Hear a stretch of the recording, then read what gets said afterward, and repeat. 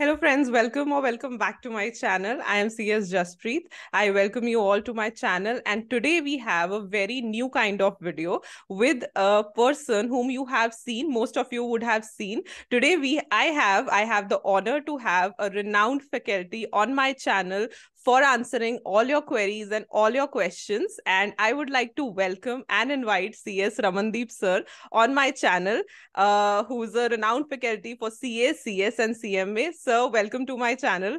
Hello Jaspreet ma'am, how are you? I'm fine. How are you, sir? बहुत बढ़िया ma'am, कैसा चल रहा है सब? I'm fine, sir. आप बताओ. बहुत अच्छा मैम, बहुत अच्छा। मैम आपका एक बहुत टाइम से मैं चैनल फॉलो कर रहा हूँ।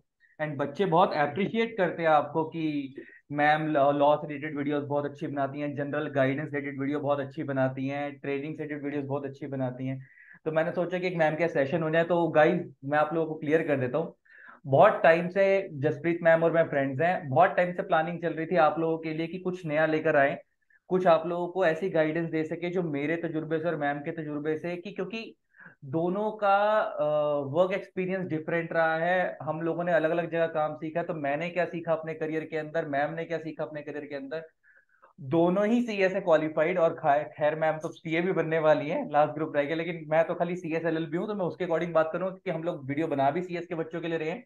तो हम सीएस से रिलेटेड ही बात करेंगे सारी यहाँ पे, कि आप लोगों का क्या स्कोप है, क्या आपको करना चाहिए, जॉब में जाना चाहिए, प्रैक्टिस में जाना चाहिए, कितना हमारे को सैलरी मिल सकती है, क्या ऐसी स्किल्स हैं जो हमारे को अपने अंदर डेवलप करनी चाहिए ताकि हमारी जॉब अच्छी लग सके। आज हम सारी चीज रिलेटेड बात करेंगे। तो मैम से स्टार्ट करते हैं। मैम पूछे क्या क्या पूछेंगे उसके ऊपर बात करते हैं, फिर आप लोगों को जवाब देते हैं। चलो मैम। बिल्कुल sir, thank you so much. वैसे it's my honour to have you on my channel because thank you, आपकी थैंक फॉलोइंग यू। ज्यादा है. अरे नहीं नहीं एंड मैम। सर की videos sir is actually an expert in academic videos. तो आपको अगर कोई टॉपिक समझ नहीं आता है तो आप सर के चैनल को रेफर करो एंड सर से कॉन्सेप्ट समझो because he clears the concepts in the best possible manner. So thank you, sir, thank you आज हम सो वो मच। टॉपिक हाँ जी। You're welcome. हाँ। सर, आज हम वो टॉपिक कवर करेंगे जो मुझे लाइक सीएसईटी ज्वाइन करते ही बच्चों का पहला क्वेश्चन होता है कि स्कोप है या नहीं है. बच्चे बहुत ज्यादा कंफ्यूज हैं. जो सीएस के स्टूडेंट्स हैं कि ज्वाइन करें या ना करें, तो पहले ही मतलब वो कंफ्यूज होना शुरू हो जाते हैं. तो राइट। आज हम सर के साथ बात करेंगे रिगार्डिंग स्कोप ऑफ सीएस. तो सर, कुछ जनरल क्वेश्चंस हैं बिल्कुल बिल्कुल जो मैम। सर जो बच्चे मुझसे मतलब इधर उधर डीएम में, टेलीग्राम में, इंस्टाग्राम में पूछते रहते हैं, ऑल्सो ऑन यूट्यूब. तो वो मैंने नटशेल करके कुछ क्वेश्चंस निकाले हैं, वो मैं आपसे पूछूंगी एंड आई होप कि आप सबकी क्वेरीज इस वीडियो के थ्रू क्लियर हो जाएंगी. So definitely. First question so first question जो सीएसईटी ज्वाइन करते हैं या सीएस ज्वाइन करने से पहले ही बच्चे पूछते हैं, that is there no scope in CS. मतलब ये बहुत ज्यादा आई वुड से र्यूमर फैला हुआ है कि सीएस में तो कोई स्कोप ही नहीं है.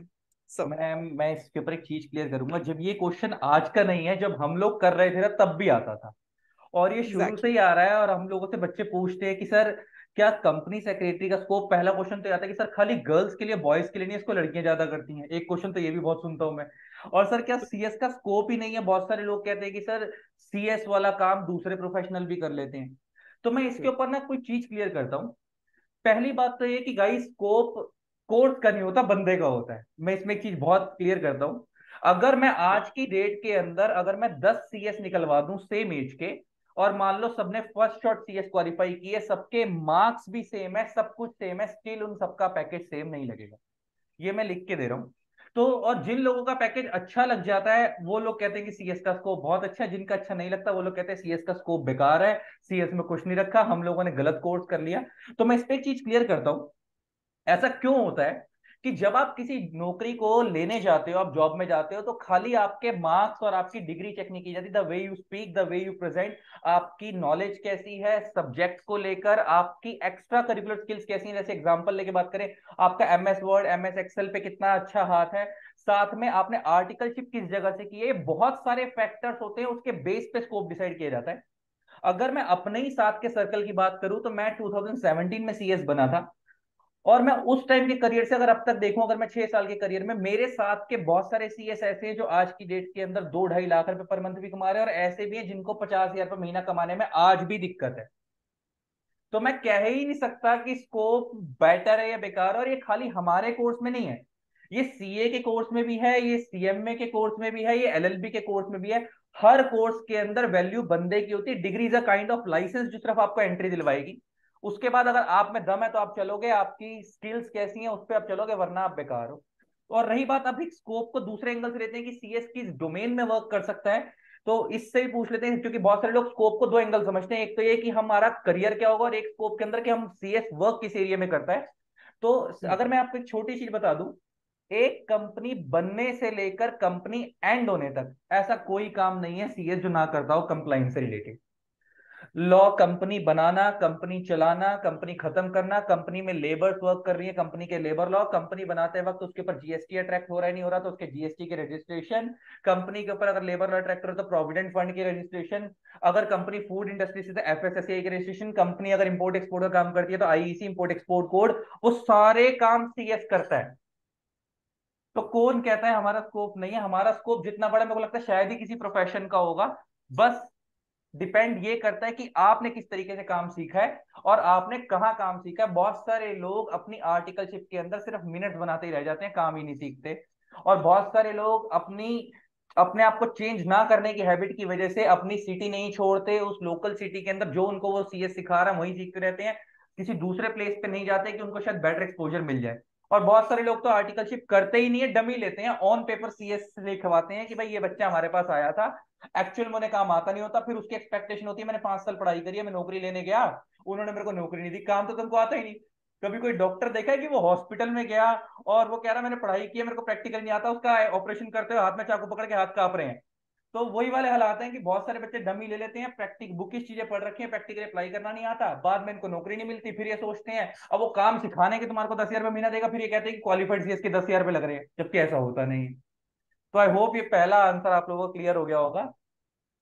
सर आपने जो पहली बात बोली ना वो एग्जैक्टली exactly ठीक है कि स्कोप बंदे का होता है, तो right. Because we are professionals हम तो लाइव एग्जांपल्स देखते हैं, क्योंकि ये स्टूडेंट्स हैं, इन्हें लगता है शायद हमारी फील्ड में स्कोप नहीं है और कुछ करते तो उसमें स्कोप होता, उसमें ज्यादा स्कोप है, बिकॉज इन्होंने लाइव एग्जांपल्स नहीं देखे। We have seen live examples कि डिग्री कोई भी हो, it doesn't matter, scope depends on you कि आप कितना क्या कर सकते हो अपनी लाइफ में बेसिकली। बिल्कुल सही है कि डिग्री तो सिर्फ एक लाइसेंस है, ये आपके ऊपर है, आपकी विल पावर है कि आपने क्या सीखा, आपकी नॉलेज है, and you can reach the heights of course. And sir now moving to the second question. So जैसे कि पता है कि सीएस में दो ऑप्शंस होते हैं, एक प्रैक्टिस एक employment. Sir firstly I will ask कि what is the scope of CS and practice. अगर कोई बच्चा सोचता है कि मैं आगे प्रैक्टिस करता हूँ तो लाइक एवरी डे स्कोप बढ़ ही रहा है, तो आप क्या इनकरेज करोगे कि प्रैक्टिस में कितना स्कोप है एक बच्चे का? मैम मैं इसको ना दो तीन तरीके से कनेक्ट करूंगा कि प्रैक्टिस और जॉब कौन सी बेटर है, जो बच्चे का क्वेश्चन आता है कि कहाँ जाना चाहिए, और अगर वो प्रैक्टिस में जाएगा तो वो क्या कर सकता है और जॉब में जाएगा क्या कर सकता है। मैं इंटरलिंक कर दूंगा इन चीजों को, सारे एक साथ ही ओके, खत्म हो जाएंगी। मैं इसके ऊपर परफेक्ट। बताता हूँ। पहले तो एक क्वेश्चन आता है मेरे पास बच्चों का बहुत ज्यादा कॉमन, ये मैम आपके पास भी होगा और बच्चों से आपने पूछा होगा कि प्रैक्टिस बेटर है जॉब बेटर है। बच्चों का बहुत सारा क्वेश्चन आता है। तो गाइस पहले तो मैं आपको बिल्कुल क्लियर कर देता हूँ, पहले तो बहुत सारे लोगों को शायद यही नहीं पता होगा प्रैक्टिस क्या होती है और जॉब क्या होती है। बहुत बेसिक लेवल पे, ग्राउंड लेवल पे बात करते हैं। आपने गली मोहल्ले में डॉक्टर को देखा होगा, तो डॉक्टर दो काम करता है। एक होता है वो डॉक्टर बनने के बाद किसी हॉस्पिटल में नौकरी कर रहा है, और एक होता है वो डॉक्टर बनने के बाद उसने अपना गली मोहल्ले में क्लिनिक खोल लिया। तो सेम हम सीएस वाले भी यही काम करते हैं। एक रास्ता हमारे पास ये होता है कि हम सीएस बन गए, कंपनी में जाकर नौकरी कर लें। एक रास्ता हमारे पास ये होता है कि अगर हम नौकरी नहीं करना चाहते हैं, अपना ही कुछ करना चाहते हैं, तो हम अपना ऑफिस खोल लें, उसको हम प्रैक्टिस बोलते हैं, अपनी दुकान खोल ली। वो वही वाला हिसाब हो गया, पापा का शटर है, सुबह खुल गया रात को बंद हो गया, रात को अगर दुकान खुल गई, अब जितना कस्टमर आएगा उतनी कमाई होगी। सेम गली में डॉक्टर के साथ होता है, जितने पेशेंट आएंगे उतनी कमाई होगी। लेकिन कंपनी के अंदर क्या होता है, फ्रॉम द डे वन अगर आपको जॉब लग गई तो फ्रॉम द डे वन पैसा आना शुरू हो जाएगा, मंथली टाइम पे सैलरी आ जाएगी, एक अच्छा अच्छा फील होने लगेगा कि हमने जो मेहनत करी है वो हो गया। तो मैं बात करता हूँ कि पहले जॉब या प्रैक्टिस किसको चुनना है, पहले ये सुन लो, फिर उसके बाद क्यों चुनना है मैं उसके बारे में बात करता हूँ। जो बच्चे का क्वेश्चन आता है कि सर जॉब बेटर है प्रैक्टिस बेटर है, तो बेटा ये ना पर्सन टू पर्सन वेरी करता है। मैं इसका एक बहुत सिंपल जवाब देता हूँ कि अगर इन दोनों में से कोई एक चीज बेटर होती और दूसरी बुरी होती, तो इंस्टीट्यूट अपने आप दूसरी बुरी बंद कर देता कि भाई एक ही चीज करो दूसरी करो ही मत। तो एक चीज तो क्लियर है कि दोनों बेटर है, बुरा कोई नहीं। ये पर्सन टू पर्सन मेंटालिटी पे डिपेंड करता है कि वो कहाँ जाना चाहता है। जैसे मैं आप लोगों को अपना बता देता हूँ, जब मैं क्वालिफाई हुआ ना, तो मैं जब पढ़ रहा था तो मेरे फादर ने मेरे को बोला कि तेको आगे क्या करना है। तो मैंने कहा पापा कि मेरे को ना नौकरी वोकरी करनी नहीं है, मेरे से होगी नहीं, कोई मेरे को अगर बोल दे तो ये कर, मेरे से जो मेरे को बोल देता ना ये कर, मैं वही नहीं करता। ये मेरी एक आदत है। तो हर किसी की अपनी एक हैबिट होती है। जब मैंने 2 साल आर्टिकलशिप करी तो मेरे को समझ आ गया कि मैं नौकरी के लिए नहीं बना। अब इसमें क्या होता है कि मेरे जैसे बहुत सारे लोग और भी होंगे जिनको ऐसा फील होता होगा कि यार मेरे से नौकरी वाला एनवायरनमेंट झेला नहीं जा रहा, मैं नहीं कर सकता। आर्टिकलशिप के टाइम पे आपको समझ आ जाएगा जब आप 2 साल आर्टिकलशिप करोगे। लेकिन दिक्कत क्या है कि खाली आपको झेला नहीं जा रहा, इस पे आप डिसाइड नहीं कर सकते। आपको देखना पड़ेगा कि आपके फैमिली सर्कमस्टांस कैसे हैं, घर के हालात कैसे हैं। क्या होता है कि बहुत सारे लोगों की फाइनेंशियल कंडीशन इतनी पुअर है कि उनके पेरेंट्स इस कोर्स में उन्होंने भेजा और वो इंतजार कर रहे हैं कि हमारा बच्चा क्वालिफाई होगा तो फैमिली को फाइनेंशियली सपोर्ट करेगा।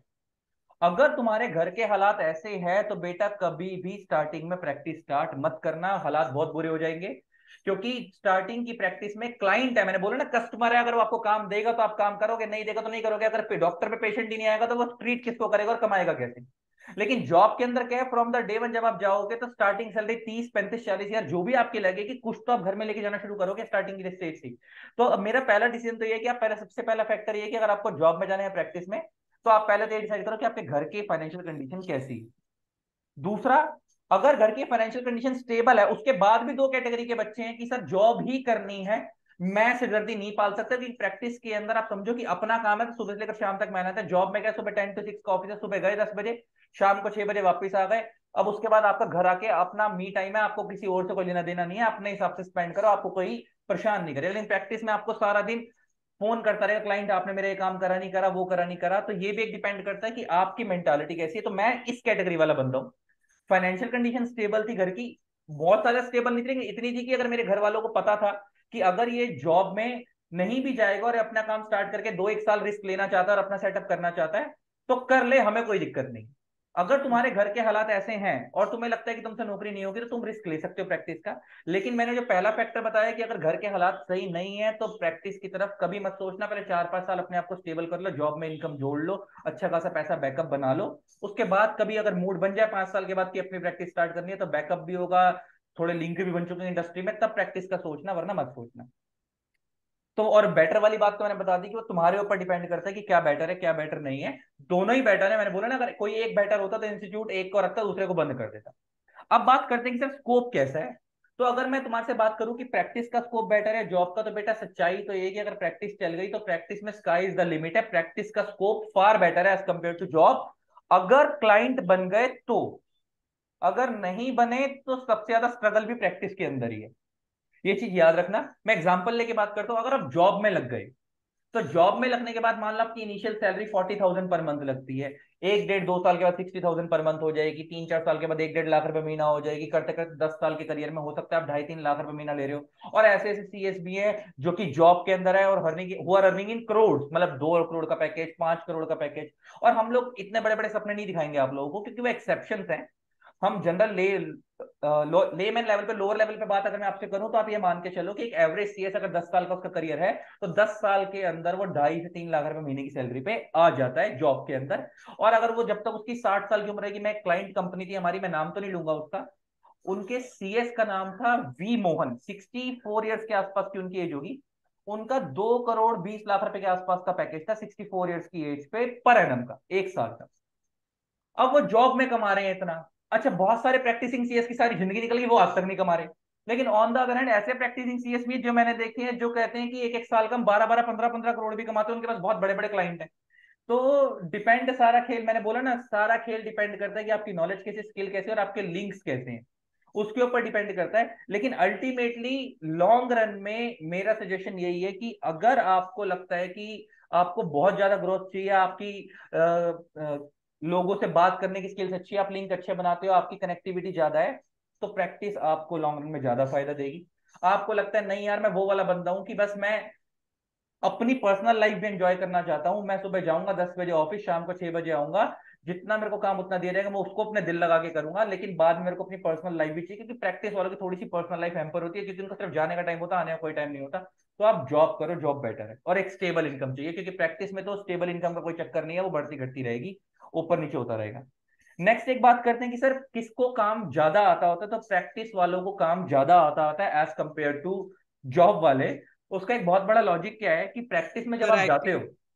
तो उसके अंदर क्या है, मान लो आपको कोई कंपनी बनवाना है तो कंपनी भी आपने बनानी है, उसको चलाना भी आपने, डे टू डे सारे कंप्लाइंसेस आपने देखने हैं, उसको बंद भी अगर कल को करवाना है तो आप ही नहीं करना है। उसके अलावा दुनिया जहान में कुछ काम ऐसे हैं कि प्रैक्टिस वालों के पास 50 कंपनियां अलग अलग, तो कोई कंपनी बायबैक का काम कर रही है, कोई कंपनी मर्जर का काम कर रही है, वो सारे काम आप देख रहे हो प्रैक्टिस के अंदर। लेकिन अगर आप जॉब में हो तो आपकी कंपनी सिर्फ जो कर रही है, कंपनी और पहले से बनी हुई है, तो वो आपने नहीं बनाई, पहली बात तो आपको कंपनी बनानी नहीं आई।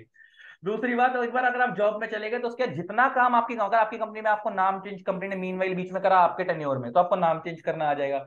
एनुअल फाइलिंग तो हर साल कंपनी करती है, वो आपको आ जाएगी। मीनवाइल अगर कंपनी ने मर्जर कर लिया, आपको आ जाएगा। अगर आपकी कंपनी ने बायबैक नहीं करा तो आपने अपने करियर में नहीं सीखा। फिर आप कहीं से दूसरी कंपनी में जाओगे तो सीखोगे। लेकिन प्रैक्टिस के टेन्योर में क्या होता है, 4-5 साल में आप दुनिया जहान की कंपनियों के इतने सारे कलेश देख लेते हो, आपको सब समझ आ जाता है कि किस किस कंपनी में क्या होता है। तो प्रैक्टिस का स्कोप लर्निंग वाइज भी ज्यादा बेटर है एज कम्पेयर टू जॉब। लेकिन मैं बार बार बोल रहा हूँ, जॉब को बंदा पता है क्यों पकड़ता है? सबसे बड़ा मेन रीजन क्या है? स्टेबिलिटी, इनकम की स्टेबिलिटी, बस। इसके अलावा वरना ऐसा कौन सा इंसान है जो किसी की सुनना चाहता है? वो हर इंसान अपना ही करना चाहता है, लेकिन वो फिर भी जाता है जॉब के अंदर। क्यों? क्योंकि वहां पे इनकम स्टेबल होती है, प्रैक्टिस में स्टेबल नहीं होती। तो आई होप ये पॉइंट बहुत अच्छे से क्लियर हो गया होगा। बिल्कुल। और मैम आगे आप पूछो और क्या पूछना है। जब जब से सीएस एग्जीक्यूटिव के बच्चों से पूछो ना, तो राइट। 80 to 90% बच्चे बोलते हैं कि हम जॉब में जाएंगे। जब हम उनसे पूछो कि क्यों जॉब में जाना है, स्टेबिलिटी है, हमें पहले दिन हाँ। से इनकम राइट। चाहिए। प्रैक्टिस क्या है? प्रैक्टिस बिजनेस की तरह है कि बस अपना पैसा लगा दिया, फिर वेट करो बैठ के। करेक्ट। प्लस नेचर भी बहुत मैटर करता है। कई लोग ऐसे होते हैं, जैसे आपने बोला कि हमें किसी की नहीं सुननी, हमें अपनी करनी, हम नहीं किसी करेक्ट। की सुन सकते, वो चीज है। लेकिन प्रैक्टिस में और बहुत सारी चीजें चाहिए। कम्युनिकेशन स्किल्स चाहिए, सॉफ्ट करेक्ट। स्किल्स चाहिए, क्लाइंट से कैसे बात करनी, you can't be rude to them चाहे वो आपको कुछ भी बोले। वो करेक्ट। सारी स्किल्स जॉब में इतनी रिस्ट्रिक्शन नहीं आती, ज्यादा ज्यादा क्या बॉस करेक्ट। से नहीं बनती आपकी, उनसे करनी पड़ेगी। तो बहुत सारे लोग ये सोचते हैं कि प्रैक्टिस के साथ बहुत सारा सिरदर्द भी आता है, करेक्ट। बहुत सारे सैक्रिफाइसेस आते हैं। लोगों को लगता है शायद हम जॉब में जाते हैं, 9 to 5 में जाते हैं, फिर भी एक्स्ट्रा काम करते हैं, लेकिन प्रैक्टिस के साथ बहुत सारा सैक्रिफाइस, और फैमिली के सारे मेंबर्स भी साथ में उतना ही सैक्रिफाइस करते हैं। तो इट्स वेरी इंपॉर्टेंट कि आप तभी जाओ जब आपके पास सपोर्टिंग पार्टनर्स हो या सपोर्टिंग फैमिलीज हो, तभी आप प्रैक्टिस में जाओ। वरना मुझे ऐसा लगता है कि आपकी थोड़ी फैमिली लाइफ भी डिस्टर्ब हो जाती है। करेक्ट। जॉब से आप थोड़ा मतलब कि रिलीव रहते हो, आपके पास सैटरडे संडे है, आप वीकेंड पे घूम सकते हो, it is like that. End of course family वही बैकग्राउंड मैंने बोला था कि अगर रिस्पॉन्सिबिलिटी। किसी को अपना पर्सनल टाइम चाहिए तो जॉब बेटर है, क्योंकि प्रैक्टिस में अपने काम में क्या होता है ना, वो जस्ट लाइक जैसे पापा लोगों की, अगर आप लोगों की दुकान होगी ना अगर किसी की, तो ज्यादा रिलेट कर पाएगा कि पापा जिनकी दुकान होती है ना, वो लोग ये सोचते हैं कि यार घर पे बैठ के भी क्या करेंगे, अपना ही काम है, चले जाते हैं। और फिर वो अपनी फैमिली को बिल्कुल। टाइम देते नहीं। लेकिन नौकरी वाला क्या है, सैटरडे संडे घर में बैठा तो फैमिली को टाइम देगा ना, उसको छुट्टी मिली हुई है तो वो पर्सनल लाइफ थोड़ा सा बैलेंस हो जाती है वहां पे। लेकिन प्रैक्टिस में चीजें हैं, अप डाउन लगे रहते हैं, ऊपर नीचे सब होता रहता है। वही चीज है ना सर, जो साथ के हाँ। लोग होते हैं मतलब उनकी सपोर्ट की बहुत जरूरत है प्रैक्टिस में, डेफिनेट। अगर आप प्रैक्टिस करना चाहते हो। ओके सर, थैंक यू, आपने बहुत अच्छे से इलेबोरेट करके बताया कि जॉब में जाना है कि प्रैक्टिस, उसमें प्रैक्टिस में जाना, भी बच्चे अच्छे से समझ पाएंगे रिलेट और वो करके। बैटर वाला तो So, इनको बहुत क्लियर, क्योंकि ये तो बहुत परेशान करते हैं कि कौन बेटर है, तो बेटर का तो वो दिमाग से निकाल दो। बेटर तो कुछ भी नहीं है, दोनों हाँ। चीजें हैं, दोनों दोनों एग्जिस्ट अच्छी है, करती हैं दोनों बुरी हैं, इक्वली। आपके लिए कुछ भी अच्छा हो सकता है, कुछ भी बुरा। बिल्कुल, जो आपको पसंद है वो करो, करेक्ट। बिल्कुल। सर इसके साथ एक और क्वेश्चन जो बहुत ही ज्यादा बच्चे पूछते हैं, या वैसे भी लाइक इन कमिंग फ्यूचर हम ये सोचते हैं कि एक ही डिग्री है फॉर एग्जांपल हमारे पास सीएस की, तो हम इसके साथ कौन सा ऐसा, हमेशा एक ही क्वेश्चन आएगा, मैम एक ही कोर्स बताओ, एक ही बेस्ट कोर्स बताओ कि मतलब हमारी डिग्री की वैल्यू बढ़ जाए। तो सर आप राइट। एक या दो जितने भी आपको लगते हैं, आप बेस्ट कोर्सेज बताओ जो सीएस के साथ एक बच्चा करे, ताकि उसकी सीएस की वैल्यू भी बढ़ जाए और फ्यूचर में उसे बेनिफिट हो। डेफिनेटली ये क्वेश्चन तो मेरे को लगता है कि बहुत सारे लोग, आप लोगों ने देखा होगा मैम, आपने भी क्योंकि उसी लाइन में थे, कि बहुत सारे लोग क्या करते थे पहले के टाइम पे, लेकिन आपको अब आजकल ऐसा नहीं दिखता होगा, कि सीए प्लस सीएस कर रहे हैं, सीए प्लस सीएमए कर रहे हैं, मल्टीपल डिग्रीज करा करते थे। अब मैं किसी और को क्या बोलूं कि मैंने खुद भी CS, BCom, MCom, MBA finance, MBA marketing, cyber law, LLB, 7 डिग्रियां खुद ले रखी हैं। लेकिन जब मैं over a period of time इस चीज को अब मैं एनालाइज करता हूँ कि मैंने इतनी डिग्री ली है तो मैंने इससे क्या करा है, तो मेरे को ऐसा लगता है कि आज मेरी सबसे बेहतर डिग्री इनके अंदर सीएसई है। और मेरे को जो सबसे ज्यादा बेनिफिट दे रही है अपने करियर में वो सीएसई है। अगर आप जॉब में जाना चाहते हो तो बेटा मैं एक चीज क्लियर कर दूं, कि आज की डेट के अंदर ना, मैं तुम्हें सच्चाई बता दूं तो ना, ये 2 डिग्री, आप बीकॉम तो साथ में चलो एक एडिशनल बंदा इसलिए करता कि रिस्क रहेगा कि कम से कम ग्रेजुएट तो हो जाए, पता चले सीएस भी ना निकले और वो ग्रेजुएट भी नहीं हुआ, तो फिर वो 12th वाला स्टेटस रह जाएगा, वो तो आप कर लो। अदरवाइज अगर कोई मेरे से पूछता है कि सीएस का क्या करना है, तो मैं एक सिंपल सजेशन देता हूँ, एलएलबी कर लो बस, और कुछ मत करो। उसका सिंपल लॉजिक बताता हूँ क्यों। आज की डेट में स्पेशलाइजेशन का जमाना है। बहुत सारे लोग आपको ये बोलेंगे अगर आप सीएस प्लस एमबीए फाइनेंस कर लो, क्योंकि मैंने दोनों की, मैं आपसे बता पा रहा हूँ कि एलएलबी और एमबीए में कहां फर्क आता है, कि सीएस प्लस एमबीए फाइनेंस कर लो, आप फाइनेंस भी देख लोगे और लीगल भी देख लोगे। सच्चाई तो ये है कि स्पेशलाइजेशन का जमाना है, आप लीगल भी पूरा नहीं देख सकते। तो फाइनेंस तो बहुत दूर की बात है कि आपको अच्छी कंपनी फाइनेंस प्लस लीगल दोनों दे देगी। अगर मैं लीगल के अंदर ही अगर आपसे बात करूं, अगर मैं पूरे लीगल में भी खाली मैं कमर्शियल लॉ और वो आपका क्या कहते हैं कंपनी लॉ के अलावा मतलब क्रिमिनल लॉ उन सब की बात नहीं कर रहा, मैं सिर्फ कंपनी लॉ की अगर बात करूं तो बहुत सारे कंपनी सेक्रेटरी ऐसे हैं जो इंडस्ट्री के अंदर अगर सिर्फ वो मर्जर का काम देख रहे हैं तो सिर्फ मर्जर्स का ही देख रहे हैं, टेक ओवर का देख रहे हैं तो सिर्फ टेक ओवर्स का ही देख रहे हैं, अगर वो जनरल कंप्लाइंसेस देख रहे हैं तो सिर्फ जनरल कंप्लाइंसेस देख रहे हैं। तो समझो कि एक सीएस का ही, और कुछ सीएस ऐसे हैं जो सिर्फ लिस्टिंग के कंप्लाइंसेस देखते हैं, सेबी के, मर्चेंट बैंकिंग के, तो सिर्फ वो वही देखते हैं, वो नॉर्मल कंपनी वाले कंप्लाइंसेस नहीं देखते। तो आप समझो कि आप एक डिग्री के जितने काम हो सकते हैं आप वो ही नहीं कर पा रहे पूरे, आपको वही नहीं देते आजकल इंडस्ट्री वाले पूरे। तो आप मल्टीपल डिग्री लेके आप ये कैसे सोच सकते हो कि आपको वो बहुत सारे काम दे देंगे, फाइनेंस भी दे देंगे, लीगल भी दे देंगे? इंसान तो एक ही है। जमाना बदल गया है, स्पेशलाइजेशन का जमाना है, तो इस चीज को भूल जाओ।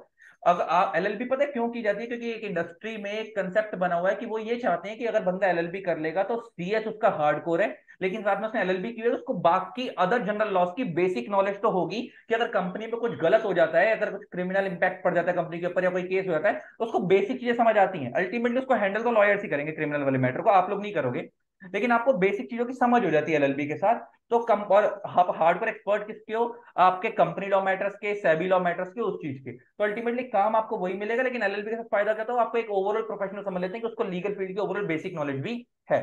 तो आप सीएस प्लस एलएलबी करो मेरे सजेशन से, इसके अलावा और कोई एक्स्ट्रा डिग्री करने की जरूरत नहीं है। आप एलएलबी नहीं भी करोगे तो मेरे नोन में बहुत सारे सीएस हैं जो खाली सीएस के बेस पे करते हैं, लेकिन मैं स्टिल ये बोलता हूँ कि आप एलएलबी कर लो। उससे क्या होता है कि कई बार ऐसा होता है कि एलएलबी करते करते बहुत सारे सीएस मेरे ऐसे जो अपनी सीएस की लाइन से स्विच होकर एलएलबी की तरफ चले गए कि उनको एडवोकेट की प्रैक्टिस ज्यादा अच्छी लगती है, क्योंकि वहां पे आपका एडवोकेट का लिटिगेशन का डोमेन, कोर्ट में मुकदमेबाजी करने का डोमेन ज्यादा बड़ा होता है।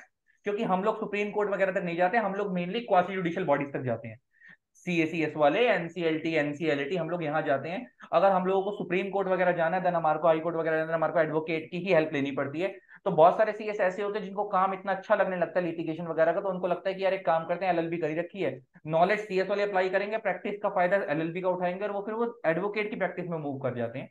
तो आप पे ना लीगल के रास्ते बहुत सारे खुल जाएंगे। आप लीगल में सोचो कि आप सीएस की डिग्री में आए हो, अब आप फाइनेंस वाला दिमाग मत लगाओ। इंडस्ट्री में कोई भी बंदा, अगर टैक्सेशन की नॉलेज आपको है भी, मैं इसमें कोई पर्सनल टीचर को इम्पैक्ट नहीं कर रहा, लेकिन अगर बहुत सारे टीचर आपको दिमाग लगवाते हैं कि टैक्स की नॉलेज होनी चाहिए, है ना, वरना आपको इंडस्ट्री के अंदर जॉब मिलेगी, ये होगा वो होगा, टैक्स का काम अगर बोल देगा कोई बंदा, मेरे तजुर्बे से जितना हमको एक्सपीरियंस रहा है, आपको टीसीएस वाले बंदे को टैक्स का काम देगा ही नहीं, इंडस्ट्री के अंदर ऑफर ही नहीं करेगा। ये याद रख लेना, ये बात को नहीं देगा। सिर्फ जो छोटी सिटीज होती है ना, जैसे बहुत छोटे छोटे शहर हो गए, बिहार के अंदर कोई छोटे बहुत छोटी सिटीज हैं, या यूपी के अंदर है, उनके आसपास के लोग जब वो प्रैक्टिस करते हैं ना, वो लोग सारे काम देख लेते हैं, जीएसटी, इनकम टैक्स, कंपनी लोग, क्योंकि वहां पे कॉर्पोरेट कम है तो इंडिविजुअल से अपना गुजारा चला लेते हैं। तो हम्म। वैसे वाले सीएस को टैक्सेशन की नॉलेज काम आती है। आप बड़ी बड़ी मेट्रो सिटीज के अंदर जाओगे तो सीएस को उसका पूरा काम नहीं मिलता, उसमें भी डिपार्टमेंट होते हैं, तो आप क्या ही करोगे वहां पे कि सीएस का पूरा काम तो कर नहीं रहे, आप फाइनेंस फाइनेंस क्या ही करोगे? तो आप अपने जिस प्रोफेशन में आए हो उसके सब्जेक्ट्स, हार्डकोर सब्जेक्ट पे फोकस करो। इसीलिए आप अगर देखो कि इन लोगों ने फाइनल से टैक्स हटाया, उसका बहुत बड़ा रीजन ही क्या था, और इन्होंने इंसॉल्वेंसी की तरफ या बाकी लॉ की तरफ आपका फोकस बढ़वाया ताकि आप लोगों का करियर लीगल साइड पे ज्यादा बढ़िया बने, और हम लोग काम भी उसी में ही करते थे। बिल्कुल सर, बिल्कुल। ये best courses and all, exactly आपने हाँ ठीक बोला कि पहले ऐसे होता था कि जॉब में जा रहे हो, बहुत सारे डिग्रीज लेके जाओ। अच्छा, हाँ अब बहुत सारे बच्चों को ये भी क्लैरिटी नहीं होती कि अगर हम सीए सीएस दोनों कर लेंगे तो मैम दोनों की प्रैक्टिस कर लेंगे, तो उन्हें बताना पड़ता है कि नहीं, हाँ एक का ही हाँ, आपको एक ही सीपी कर मिलेगा। पाओगे, राइट। अगर आप पहले से सोच रहे हो कि प्रैक्टिस ही करनी है, फिर तो कोई फायदा ही नहीं है। मे बी एलएलबी वगैरह अगर यूजफुल है, जैसे आपने बोला, बिकॉज हमारे बहुत सारे सीनियर सीएस हैं जो एलएलबी की तरफ हाँ जाते हैं, राइट। एलएलबी के साथ उन्हें काफी फर्क पड़ता है। लाइक अच्छा है, सीएस के लिए अगर best course add on course है तो वो एलएलबी है, एज यू राइट। सेड। बिल्कुल सर। सब कोर्सेज के साथ, कोर्सेज की बात तो हो गई, कोर्सेज तो हमें देते हैं नॉलेज, लेकिन नॉलेज के अलावा या कोर्सेज के अलावा आप ऐसी कौन सी स्किल्स बच्चों को सजेस्ट करते हो जो उनमें होनी चाहिए? Because we don't want bookworms. Book से पढ़ के, टीचर से पढ़ के उन्हें ये तो पता चल गया कि क्या क्या नॉलेज है, बट उन्हें ये नहीं पता कि उनमें स्किल्स क्या क्या होनी चाहिए। मैम स्किल्स से अगर मैं बात करूं तो सबसे पहले तो बेटा, मैंने शुरुआत में भी डिस्कशन किया था, आप बहुत सारे बच्चों की ना स्किल्स आजकल सिर्फ व्हाट्सएप तक है सीमित, फोन तक ही है। एग्जैक्ट। तो जितनी अच्छी टाइपिंग तुम्हारी हाथ पे चलती है ना, उतने ये फोन पे उतनी अच्छी टाइपिंग अगर तुम्हारे कंप्यूटर की हो जाएगी, तुम्हारे को बहुत ज्यादा फायदा मिलेगा। अगर एज फार एज मैं सीएस प्रोफेशन की बात करूं तो हमारे लोगों का एक्सेल से भी ज्यादा काम जो बेटर होता है वो वर्ड पे और पावर पॉइंट पे होता है। हमें प्रेजेंटेशन देनी होती है, वर्ड पे हमारे को ड्राफ्टिंग वगैरह करनी होती है, तो उसका काम हमारे को ज्यादा होता है। तो सबसे बड़ी स्किल तो यही है कि आप अगर आप आर्टिकलशिप में अगर आप जाना चाहते हो, क्योंकि आपको आगे जॉब भी करने, सारी जिंदगी यही काम करने हैं, तो आप अपने पहले वर्ड की स्किल, एमएस वर्ड की स्किल, अपने एक्सेल तो एक बार वो कम भी सीखोगे तो चलेगा, और पावर पॉइंट की स्किल्स, इन चीजों को इंप्रूव करो। प्लस आपको अपने सब्जेक्ट की हार्डकोर नॉलेज होनी जरूरी है। मैं ये देखो, अब हार्डकोर नॉलेज का मतलब मैं ये नहीं बोलूंगा कि भाई बिल्कुल ही कहीं से भी उठा लो, कुछ भी तुम्हें सब आता है, नहीं। हार्डकोर नॉलेज का मतलब है कि आपको इतनी नॉलेज होनी चाहिए कि अगर सामने वाले ने कोई क्वेश्चन पूछा है, कि आपको भले ही ये नहीं पता कि उसका एग्जैक्ट आंसर क्या है, लेकिन आपको ये पता है कि इसका आंसर मैं गूगल पे इस जगह चेक करूंगा तो मिल जाएगा। मतलब अगर उसने कोई डायरेक्टर से पूछा, मैं नहीं कहता आपको डायरेक्टर के एग्जैक्ट पॉइंट बाय पॉइंट क्या क्या चीजें थी याद है बिल्कुल। कि डायरेक्टर अपॉइंट करना है, लेकिन आपको ये पता है कि डायरेक्टर अपॉइंटमेंट की बात वहां लिखी हुई थी, मैं जाकर निकाल लूँ। इतना ही हम्म। पता होना चाहिए, बेसिक चीज पता होनी चाहिए। मैं तुम्हारा एक बहुत सिंपल एग्जांपल देता हूँ। मैं हमारे साथ जब मैं आर्टिकलशिप कर रहा था तो एक गर्ल आई, और मेरे को ऑफिस में आकर कहती है, हमने उसको एक फॉर्म फाइल करने को दे दिया, क्वालिफाइड सीएस होनी थी, वाली थी, उसका एक लास्ट ग्रुप रह रहा था, वो आर्टिकलशिप के लिए आई थी।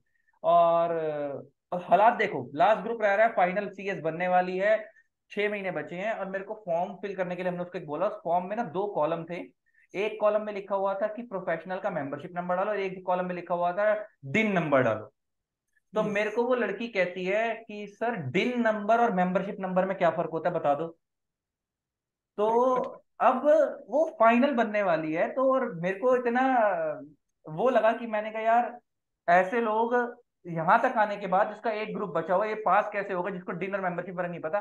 डिन आप लोगों को सीएस एग्जीक्यूटिव के लेवल पे पढ़ा दिया जाता है कि डायरेक्टर आइडेंटिफिकेशन नंबर होता है। तो मैंने उसको कैसे समझाया था कि डिन नंबर किसी गवार के पास भी हो सकता है, हम्म। डायरेक्टर कोई भी बन सकता है, लेकिन मेंबरशिप नंबर किसी प्रोफेशनल के पास ही होगा, सीए, सीए से सीएमए के पास। बिल्कुल। फिर उसको हमने वो फिल करवाया, उसको बेसिक चीजें सिखाई। तो मैं कह रहा हूँ कि इतने बुरे हालात मत बनाओ अपने कि तुम्हें ये भी नहीं हम्म। पता हो कि चीजें ढूंढनी कैसे है। हार्डकोर नॉलेज से मेरे कहने के सेंस ये थी। तो अच्छा, मैं अपने क्वेश्चन से भटक रहा हूँ। अब क्या क्या कह रहे थे मैम, कि हमको बात दूसरी तरफ यूजफुल चली। Useful skills. हाँ, skills। तो यूजफुल पहले तो स्किल्स अपना सर। वर्ड, आपका ये जो वर्ड से लिंक हो गया ना, वो फाइलिंग वगैरह से, वर्ड, एक्सेल, और आपकी कम्युनिकेशन स्किल्स। अच्छा, कम्युनिकेशन स्किल में ना बच्चे ये बोलता है कि सर क्या हमारी इंग्लिश बहुत अच्छी होनी चाहिए। बेटा, मैं इसमें ना दो चीजें क्लियर कर देता हूँ। अगर आप प्रैक्टिस के अंदर जा रहे हो तो अगर आपकी इंग्लिश एवरेज भी है तो चलती है, लेकिन कंपनीज के अंदर अगर आप बहुत बड़ी एमएनसी में जा रहे हो तो वो एक्सेप्टेबल नहीं होता। वो एक्सेप्ट नहीं करते हैं आसानी से आपको, अगर आपकी इंग्लिश कम्युनिकेशन स्किल अच्छी नहीं है। प्रैक्टिस में आपकी 19-21 भी है तो चल जाती है, क्योंकि हर तरीके का क्लाइंट मिलता है, आपका काम हो जाता है, उधर गुजारा बढ़िया होता है। अच्छा, अब बच्चा कहता है सर हमारी तो बुरी है, हम तो हिंदी मीडियम से पढ़े हैं, हमारे तो ये हालात है वो हालात है। तो बेटा, एक चीज क्लियर कर दूं, नॉलेज पे फोकस ज्यादा करो, काम पे फोकस ज्यादा करो, इंग्लिश अपने आप इंप्रूव हो जाएगी। आप देखना, आप हमेशा सिर्फ वहीं फंबल करते हो, वहीं अटकते हो जहां पे आपको लगता है कि मेरे को इस चीज के बारे में कम आता है। अगर आपको उसके बारे में ज्यादा आता है, आप अपने आप बोल जाओगे। और एक चीज याद रखना, इंग्लिश को तरफ एक लैंग्वेज की तरह रखना, ज्यादा मत बनाना। मैं हमेशा बोलता हूँ कि अगर खाली इंग्लिश के बेस पे नौकरी मिलती होती ना, तो सारे अच्छी इंग्लिश बोलने वाली लड़कियां 15,000 की रिसेप्शन पे नौकरी ना कर रही होती, मोदी जी हमारे पीएम ना होते, है ना। तो उसको तो आप भूल जाओ कि खाली इंग्लिश के बेस पे नौकरी मिलनी है। नौकरी तो अल्टीमेटली आपकी नॉलेज के बेस पे मिलेगी, लेकिन साथ में स्किल को आप ऐड ऑन कर लो। और पता है कि एक बार आप सीएस बन गए ना, तो सब आपसे एक्सपेक्ट करते हैं कि यार इसको सब आता होगा और ये सब कुछ कर लेगा। तो अपने इस 2-3-4 साल की जर्नी में जब तक आप बन रहे हो, जो जो इंप्रूव करना है अभी कर लो। आपको लगता है आपकी कम्युनिकेशन स्किल्स पुअर है, आप वो इंप्रूव कर लो। आपको लगता है आपकी वर्ड्स की स्किल्स पुअर है, आपकी एक्सेल की स्किल पुअर है, आप वो कर लो। अभी के लिए इतना ही कर लो। ये टैली फैली मत सीखना, हमारे लोगों को सीएस वालों को ऐसे इतनी जरूरत नहीं पड़ती, बहुत है इतना हमारे। Exactly sir. मेन तो सर यही है कि कम्युनिकेशन स्किल्स, क्योंकि कम्युनिकेशन स्किल्स दोनों में कॉमन है, प्रैक्टिस में भी राइट, होनी चाहिए, जॉब में भी होनी चाहिए। आई से आपको इंग्लिश नहीं भी आती कोई बात नहीं, बट अपनी बात समझा दो सामने समझा वाले को, दो दैट इज। सामने वाले को, right right right. Sir last question, फिर then we'll wind up the session. Sir जैसे अभी न्यू सिलेबस आ रहा है, चीजें बदलती रहती हैं, सब्जेक्ट्स बदलते रहते हैं, सो आपको लगता है कि आगे सीएस का स्कोप जो है वो इंक्रीज हो जाएगा इन द अपकमिंग टाइम्स, और इंक्रीज हो जाएगा? मैम, मेरे को ऐसा लगता है कि हमारे कोर्स का जो स्कोप है वो पहले से ही बहुत ज्यादा इंक्रीज होता चला आ रहा है, और आने वाले बिल्कुल। टाइम में बढ़ेगा। मेरे को ऐसा भी, मैं तो हमारे को सीएस बताते हैं कि जो पुराने वाले सीएस है कि 2013 वाले कंपनी एक्ट से पहले तो हमारा स्कोप बहुत लिमिटेड होता था। जैसे यस। ही कंपनी एक्ट 2013 आया और उसको इतना हार्श बनाया गया, तो नॉर्मल चार्टर्ड अकाउंटेंट्स को, नॉर्मल अदर प्रोफेशंस को, उनको लगने लगा कि यार ये इस फील्ड में एंटर करने की जरूरत नहीं है, एक सीएस वालों की हार्डकोर फील्ड है, इन्हीं को करना है। तो पहले पहले और प्रोफेशनल्स भी हमारे काम को देखते थे, और उसकी वजह से पहले स्कोप बहुत ज्यादा बढ़ चुका है, और आने वाले टाइम पे ग्रो होता चला जाएगा, और समय के हिसाब से अपॉर्चुनिटी बदलती है। और आप समझो कि आने वाले टाइम के अंदर इतनी इतनी चीजें बदल, एक कोर्सेज की मैं अगर आपसे बात करूं तो आज से 5 साल पहले किसी ने, 7 साल पहले किसी ने सोचा होगा कि यूट्यूब और इंस्टाग्राम पे बहुत बड़ा करियर बन सकते हैं? नहीं सोचा बिल्कुल होगा। और आने वाले 10 साल के बाद एग्जैक्टली। हमें भी नहीं पता होगा कि कौन कौन सी चीजें बदल सकती है। तो हमारे कोर्सेज के अंदर हर इंस्टीट्यूट अपने आप को बेटर ही लेकर जा रहा है, और समय के हिसाब से चीजें बदल रही है, तो हमारा कोर्स बढ़ेगा ही, घटेगा नहीं, आप उससे निश्चिंत रहो। और ये जो इम्पैक्ट ऑफ आर्टिफिशियल इंटेलिजेंस के ऊपर एक जो आजकल बातें चल रही हैं, उस पर एक अलग से, मैं, हमारे पास इतना टाइम नहीं है, टाइम हमारा खत्म होने वाला है, यस अलग से सर। एक वीडियो लेकर आएंगे। कि बहुत सारे बिल्कुल। लोग इससे भी डर रहे हैं कि मैम की आर्टिफिशियल इंटेलिजेंस आ जाएगा तो हमारे सीएस कोर्स का क्या होगा, हमारे सीए हम्म। सीएम में कोर्स का क्या होगा, सारा तो वही खा जाएंगे। तो बात करेंगे उसके ऊपर भी कैसा होगा या नहीं। बिल्कुल सर। बिल्कुल सर, अब जब हम पढ़ते होते तब सेक्रेटेरियल ऑडिटर वाला कॉन्सेप्ट नहीं होता था, अब वो भी है। राइट राइट तो right, with the passage definitely. Of time changes आएंगे। Sir with this we will end the video, पर मैं चाहूंगी एंड में आप कोई स्पेशल मैसेज दे दो सीएस स्टूडेंट्स के लिए हमारे चैनल पे जो देख रहे हैं। स्पेशल मैसेज गाइस मेरे लिए यही है कि दिल लगा के मेहनत करो। बार माँ बाप तुम्हारे से बहुत उम्मीदें लगाकर बैठे हैं कि हमारा बच्चा कुछ करेगा। और ये जो आप लोग, ये जो मैं देखता हूँ कई बार टेलीग्राम पे बच्चे लगे पड़े हैं, भाई क्या करना है क्या करना है। आप इस सोशल मीडिया यूज करो, लेकिन उसको ना एक हद तक यूज करो। किसी भी चीज को, अगर एक हम्म। पानी भी, अगर कहते हैं, लोग कहते हैं पानी बहुत फायदेमंद है, लेकिन पानी को भी अगर आप एक लिमिट से ज्यादा पी लोगे तो वो भी नुकसान देता है। तो सेम किसी भी चीज की एक्सेसिव बुराई, मतलब हमेशा आप उसका एक्सेसिव वे में यूज करोगे तो बुराई देगा आपको, अच्छा ही नहीं देगा। अपने करियर में फोकस करो, डीमोटिवेट मत हो उन लोगों के साथ जो कहते हैं अबे यार कि छोड़ इतनी पढ़ाई लिखाई में क्या रखा, घूमने उमने चलते हैं। तो देख लेना 5 साल बाद उनका करियर कहाँ होगा और तुम्हारा कहाँ होगा। तो अपने जिस कोर्स के अंदर आए हो तो कर ड्रीम लेकर आए हो तो बन के ही निकलना है, बीच में छोड़ना नहीं है। कोई जितना मर्जी नेगेटिव करे, पॉजिटिव रहना है। और ऑल द बेस्ट, टेंशन नहीं लेनी, सब अच्छा होगा। Love you all. थैंक और thank you so much sir once again कि आप हमारे चैनल पे आए, and all those for all of you watching, I leave sir's YouTube link as well as Instagram link in my description box below. Make sure you go there, subscribe to इस channel. और आपको कोई भी topic नहीं समझ आता, आप sir के चैनल पे जाओ, सर से आप डायरेक्टली कॉन्टैक्ट भी कर सकते हो if you have any doubt. And again sir, it was an honour, thank you so much thank you so for much coming ma'am, thank here, you so much. For आपने मेरे को clearing all the इस doubts. लायक thanks sir. समझा कि आपने बच्चों को गाइड करने के लिए बुलाया। और बिल्कुल सर। ये आप लोगों का, बच्चों का, आई होप, मेरे को इससे उम्मीद है कि इस वीडियो से आप लोगों को बहुत सारी गाइडेंस मिली होगी। लेकिन स्टिल, अगर आप लोगों को लगता है कि ये हमारे को कोई और टॉपिक भी कवर करना चाहिए था, किसी और मैटर पे भी बात करनी चाहिए थी, तो आप मैम के कमेंट सेक्शन में वीडियो के नीचे डाल देना। और हमें जो जो उसमें से पॉइंट्स रेलेवेंट लगेंगे हम उनको अलग से नोट डाउन करके स्पेसिफिक अलग से वीडियो लेकर आएंगे अलग से। और एक आर्टिकल शिप पे तो जरूर लाएंगे आप लोगों के लिए एक वीडियो अलग से, यस कि कहाँ सर, करनी चाहिए, उससे कैसे करनी चाहिए, क्या हाँ क्या स्किल्स हैं, सब पे बात करेंगे उसको। बिल्कुल सर, ठीक है बिल्कुल मैम। उसके लिए होनी भी चाहिए, बिकॉज बच्चे बहुत ही ज्यादा कंफ्यूज रहते हैं आर्टिकलशिप को लेके। So right. For that we'll bring another video like sir said. So thank you so much sir for coming on my channel, thank you, thank hope you to see ma'am. You soon again. Okay ma'am, bye bye. Tata. Okay, thank you. Bye thank bye you. Bye, okay.